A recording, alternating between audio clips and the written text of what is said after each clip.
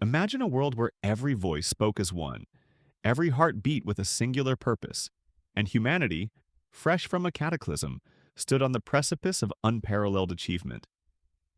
Then, imagine that unity, that boundless potential, turned not towards divine reverence but towards self-exaltation.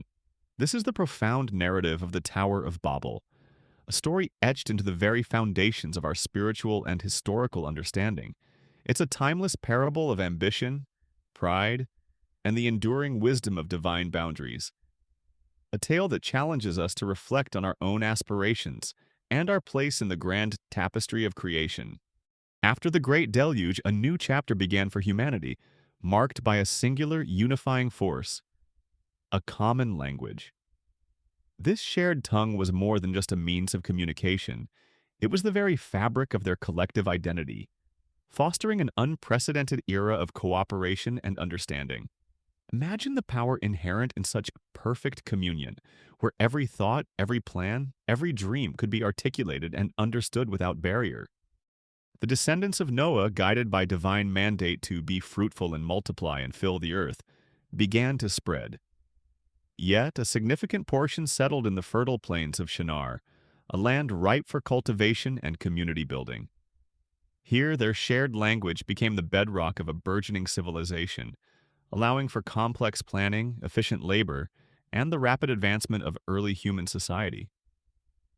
This was a moment of immense potential, a testament to humanity's innate capacity for collaboration and ingenuity.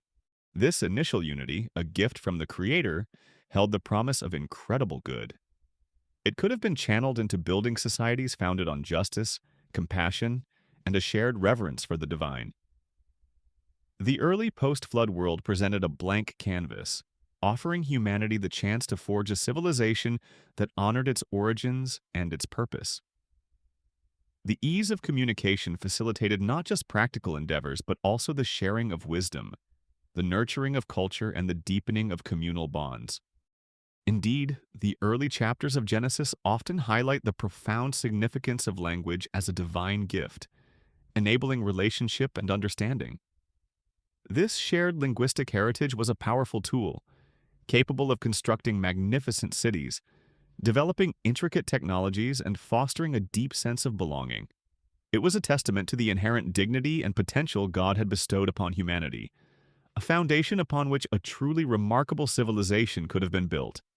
As humanity flourished in Shinar, a new aspiration began to take root, one that subtly shifted from collective progress to collective pride.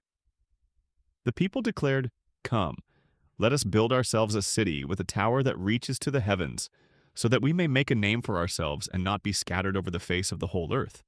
This declaration marks a pivotal moment, revealing a profound departure from the divine directive to fill the earth. This was no ordinary construction project. It was a monumental statement of human self-sufficiency and defiance. The tower, a ziggurat-like structure common in ancient Mesopotamia, was intended not merely as a dwelling or a temple to God, but as a monument to human ingenuity and power. It was a physical manifestation of their desire to transcend earthly limitations, to assert their own authority, and to establish a legacy independent of divine will. The phrase, "make a name for ourselves," resonates deeply, exposing a core human temptation: the desire for self-glorification over God's glory. The ambition was intoxicating, fueled by their unified language and collective strength. They believed that through their own efforts they could achieve immortality, security, and a place among the divine. This was hubris in its purest form, a spiritual ailment that elevates human achievement above divine sovereignty. The tower became a symbol of humanity's attempt to usurp God's place, to dictate their own destiny without reference to their Creator. It was a profound act of rebellion, not just against a command but against the very order of creation. The theological implications are immense. God had scattered humanity after the fall, and now, after the flood, He commanded them to spread out and replenish the earth. The Tower of Babel represented a direct counter-movement, an attempt to consolidate power and resist divine dispersion. It was a declaration of independence from God's plan, a collective decision to forge their own path, even if it meant challenging the very heavens. This ambition, though seemingly grand, was ultimately rooted in a deep-seated insecurity and a desire to control their own fate, rather than trusting in divine providence. The sacred narrative tells us that the Lord came down to see the city and the tower that the people were building. This anthropomorphic language conveys a profound theological truth. God is not distant or unaware of human endeavors. He observes, he understands, and he responds with perfect wisdom and justice. His descent signifies his intimate involvement in human history, his careful assessment of our choices, and his unwavering commitment to the moral order of the universe. God's concern was not born of fear, but of profound love and foresight. He recognized the inherent danger in humanity's unchecked pride and unified rebellion. A humanity united in defiance, with a singular language and purpose, posed a threat not to God's power, but to its own spiritual well-being and the very fabric of creation. Such unity, when misdirected, could lead to an even greater fall, a deeper entanglement in sin and self-destruction. God's intervention was thus an act of both judgment and profound mercy. The divine deliberation, "Come, let us go down and confuse their language so they will not understand each other," is rich with theological meaning. The plural us has been interpreted by theologians as a hint of the Trinity, or as a majestic plural signifying God's supreme authority. Regardless, it underscores the gravity of the decision and the divine consensus behind it. This was not an impulsive act, but a carefully considered response to a critical spiritual crisis. God understood that their unity, intended for good, had become a tool for rebellion. This divine intervention was a necessary corrective, a loving boundary set to prevent humanity from spiraling further into self-destructive pride. It was a profound lesson in humility, demonstrating that human power, when divorced from divine guidance, can become a dangerous force. God's judgment, therefore, was not merely punitive, it was redemptive, designed to redirect humanity back towards its intended purpose and to safeguard its future. It was a stark reminder that true flourishing comes not from defying God, but from aligning with his benevolent will. The divine decree was swift and absolute. So the Lord scattered them from there over all the earth, and they stopped building the city. The immediate consequence was a sudden, bewildering confusion of languages. Imagine the scene. Builders shouting instructions that suddenly made no sense. Workers unable to understand their peers. The intricate coordination of a massive project dissolving into utter chaos. The very tool that had enabled their grand ambition, their shared language, now became the instrument of their dispersion. This linguistic fragmentation was not merely an inconvenience. It was a profound disruption of human unity and purpose. The once seamless collaboration shattered, replaced by frustration, misunderstanding, and ultimately separation. The great project, a symbol of their collective pride, ground to a halt, abandoned and incomplete. The tower, meant to reach the heavens, stood as a stark monument to human folly and divine intervention. From this moment, humanity was scattered across the globe, forming distinct groups based on their newly diversified languages. This event, often seen as the origin of the world's diverse languages and cultures, fundamentally reshaped human civilization. It forced humanity to fulfill the original divine command to fill the earth, albeit under vastly different circumstances than originally intended. The unity that had been misused for rebellion was broken, leading to a new era of distinct nations and peoples. The scattering was a direct consequence of their collective sin, yet it also laid the groundwork for a new kind of human experience. While it introduced barriers and divisions, it also fostered unique cultural identities, diverse perspectives, and a rich tapestry of human expression. The confusion at Babel, though a judgment, ultimately served a higher purpose, preventing a monolithic, rebellious humanity and instead paving the way for the beautiful, complex diversity we see today. It was a painful lesson, but one that ultimately preserved humanity from a greater spiritual catastrophe. The narrative of the Tower of Babel transcends its ancient setting, offering profound moral and spiritual lessons that resonate through the ages. At its core, it is a powerful cautionary tale against the perils of unchecked pride and ambition.